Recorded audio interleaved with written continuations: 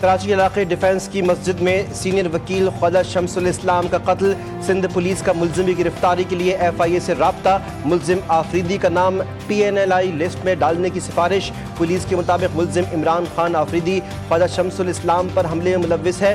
ملزم نے درخشاں تھانے کی حدود میں شمس الاسلام کو قتل اور بیٹے کو زخمی کیا۔ مفرور ملزم پر اندرون اور بیرون ملک سفر کے راستے بند کیے جائیں۔ اس سے قبل پولیس نے دعویٰ کیا تھا کہ انہیں ملزم کے لوکیشن مل گئی ہے اور وہ اسے گرفتار کرنے جا رہے ہیں۔ بلوچستان میں سیکیورٹی خدشات کے پیش نظر 15 روز کے لیے دفعہ 144 نافذ۔ حکومت بلوچستان کے اعلامیے کے مطابق دفعہ 144 کے دوران اسلحے کی نمائش، ڈبل سواری، 5 سے زائد افراد کے اجتماع اور منہ ڈھانپنے پر پابندی عائد کی گئی ہے۔ صوبے بھر میں کالے شیشے والی گاڑیوں پر پابندی ہوگی۔ خلاف ورزی کرنے والوں کے خلاف سخت قانونی کارروائی کی جائے گی۔ مقامات مقدسہ کی زیارات پر جانے والے زائرین کے لیے اچھی خبر، ایران اور عراق کے لیے فیری سروس کا آغاز۔ وزارت بحری امور کا فیری لائسنس کا اجرا 1 ماہ میں کرنے کا فیصلہ۔ وفاقی وزیر بحری امور کے مطابق فیری سروس زائرین کے لیے سستا، محفوظ اور قابل اعتماد ذریعہ بن سکتی ہے۔ فیری سروس سے ایران اور عراق جانے والے زائرین کے لیے نیا سفری متبادل دستیاب ہوگا۔ فیری لائسنس کا اجرا 6 ماہ کے بجائے 1 ماہ میں کرنے کا فیصلہ کیا گیا ہے۔ وزارت چند ہفتوں میں فیری سروس کا روڈ میپ جاری کرے گی۔ رحیم یار خان میں شیخانی پولیس چوکی پر کچے کے ڈاکوؤں کا حملہ، 5 پولیس اہلکار شہید، 2 زخمی ہوئے۔ فائرنگ کے تبادلے میں 1 ڈاکو بھی مارا گیا۔ ڈاکوؤں کی جانب سے چوکی پر راکٹ لانچر بھی داغے گئے۔ شہید اہلکار 6 ماہ سے کچے میں ڈیوٹی سر انجام دے رہے تھے۔ شہید اہلکاروں میں 2 کا تعلق رحیم یار خان، 3 کا تعلق بہاول نگر سے ہے۔ وفاقی وزیر داخلہ کی شدید مذمت، محسن نقوی کہتے ہیں شہداء کی قربانیاں رائے گاہ نہیں جائیں گی۔ 5 پولیس اہلکاروں کی نماز جنازہ صادق شہید پولیس لائنز میں ادا کر دی گئی۔ پاک چین اسٹریٹجک تعلقات باہمی اعتماد کی مثال، پاکستان اور چین کی افواج برادر فوجیں ہیں۔ بدلتی ہوئی عالمی حکمت عملی کے باوجود دونوں ممالک کی دوستی ہر آزمائش پر پوری اتری ہے۔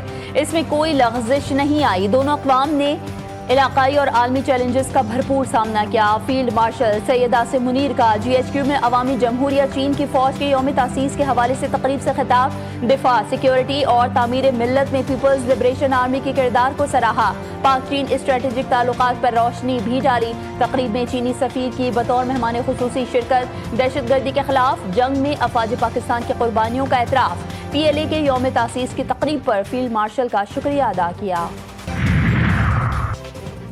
بھارت آپریشن مہادیو کے تحت جان بوجھ کر معصوم شہریوں کو نشانہ بنا رہا ہے، عالمی برادری نوٹس لے۔ ترجمان دفتر خارجہ شفقت علی خان کا 2 ٹوک موقف، کہا افواج پاکستان نے بھارتی جارحیت کا مؤثر اور بروقت جواب دے کر ملک کی خود مختاری کا دفاع کیا۔ پاکستان تحمل، امن اور خطے میں دیر پر استحکام کا خواہاں ہے، مگر کسی بھی مہم جوئی کا منہ توڑ جواب دینے کی مکمل صلاحیت رکھتا ہے۔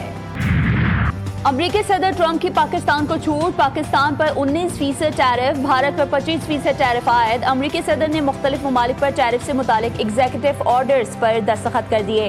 کینیڈا پر ٹیرف 25% سے بڑھا کر 35% کر دیا گیا، بنگلہ دیش پر 20%، ترکی اور اسرائیل پر 15% ٹیرف لگایا گیا۔ وائٹ ہاؤس کے ترجمان کے مطابق ان اقدامات کا مقصد امریکی معیشت، مقامی صنعتوں اور روزگار کا تحفظ ہے۔ تجزیہ کاروں کا کہنا ہے کہ یہ پالیسیاں امریکہ فرسٹ نظریے کا مظہر ہیں، جو عالمی تجارتی نظام کے خلاف ایک جارحانہ قدم ہے۔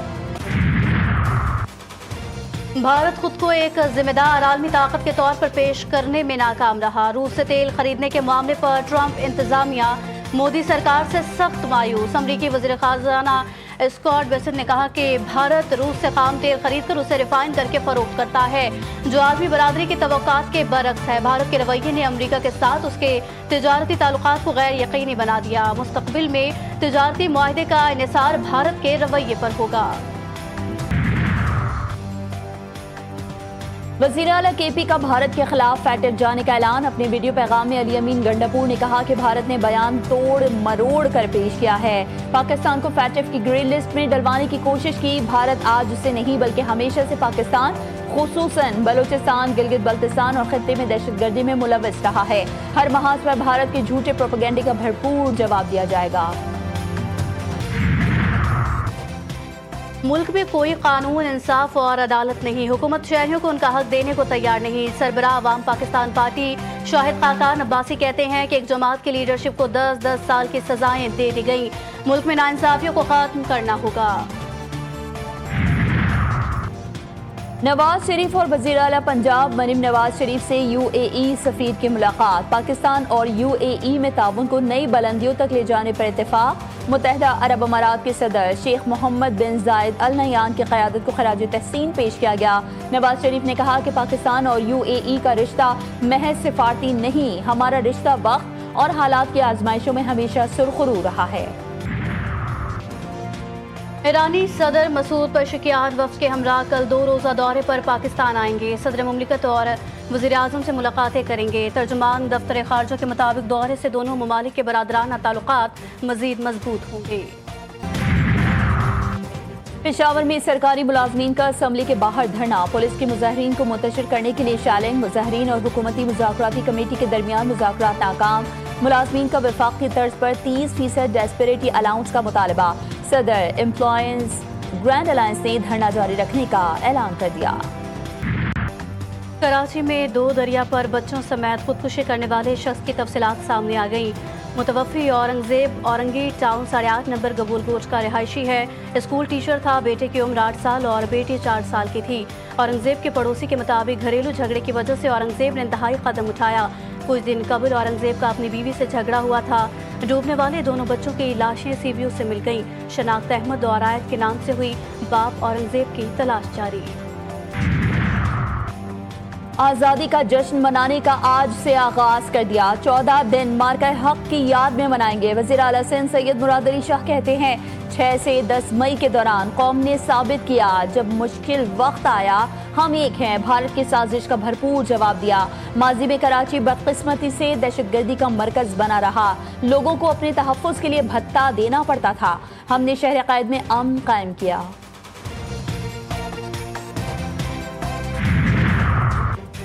जश्न आज़ादी की तक़रीबात शायान शान तरीके से मनाई जाएंगी। गवर्नर सिंध कामरान खान टिसोरी कहते हैं कि मार्का हक में बहादुर अफवाज ने तारीखी कामयाबी हासिल की। भारतीय जारहियत और दहशतगर्दी के खिलाफ कौम अफवाज के शाना बशाना है।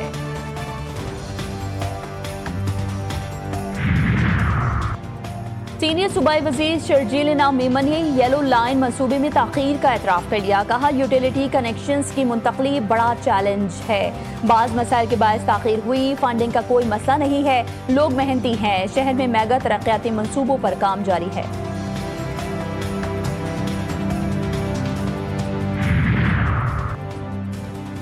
गिलगित बल्तिस्तान में सैलाबी सूरत हाल बरकरार। खंबरी में सैलाब ने तबाही मचा दी। ग्लेशियर के नीचे आने से बेटा जान हक बाप जख्मी। इस्लामाबाद, पंजाब, खैबर पख्तूनख्वा, बलोचिस्तान और कश्मीर में मजीद बारिशों की पेशगोई। रावलपिंडी, लाहौर, सियालकोट, गुजरात, फैसलाबाद में बादल बरसेंगे। थरपारकर, उमरकोट और साहिली इलाकों में बारिश मुतवक्के। बरसाती नदी नालों में तुग़यानी का खतरा। कश्मीर, मरी और गलियात में लैंड स्लाइडिंग का इम्कान। कराची में बूंदाबांदी का इम्कान।